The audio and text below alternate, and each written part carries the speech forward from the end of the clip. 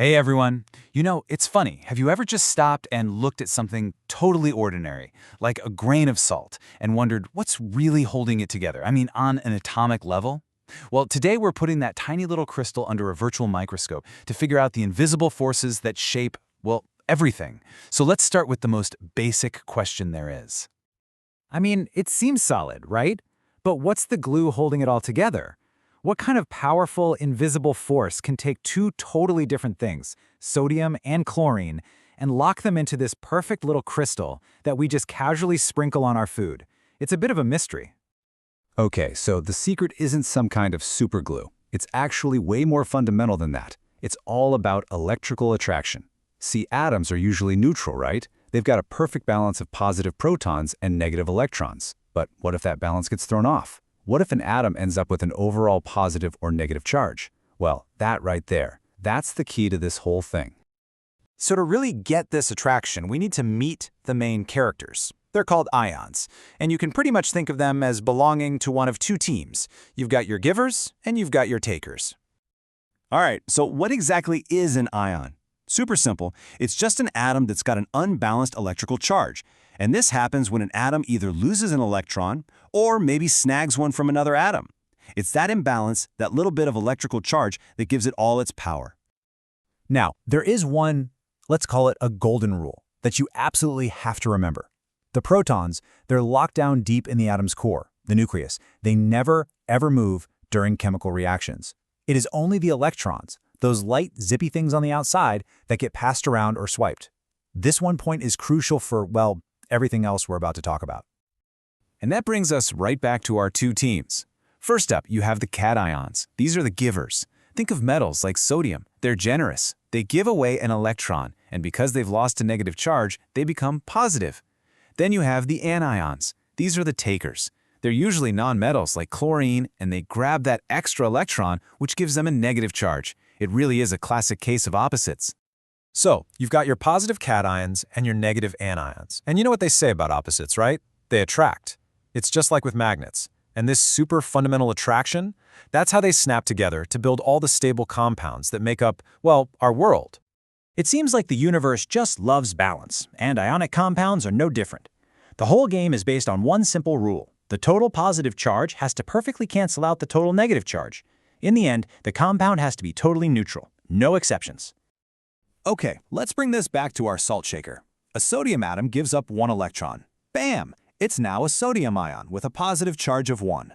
That electron gets picked up by a chlorine atom. Bam! It's now a chloride ion with a negative charge of 1. You got a +1 and a -1. They balance out perfectly, 1 to 1. And that gives us the formula NaCl. So simple, so elegant. But, it's not always a neat one-for-one deal. What happens when you've got something like magnesium, which actually wants to give away 2 electrons? That creates a 2+ charge. So how on earth does that balance out with our little chloride ion, which can still only take 1? It's all about the ratio. It's pretty clever, actually. To balance out that single 2+ charge from the magnesium, you just need 2 chloride ions. Makes sense, right? Each one has a -1 charge, so 2 of them together give you a total of -2. And just like that, the charges are balanced. So we write the formula as MgCl2, and that little 2 at the bottom is just telling us, hey, you need 2 chlorides for every 1 magnesium. Okay, cool. So we can figure out the formulas, but what do we actually call these things? It might look a little intimidating, but chemists came up with a really simple, logical code for naming them. The basic rules? Super straightforward. First, you just say the name of the cation, the metal. So, in our last example, magnesium. Easy.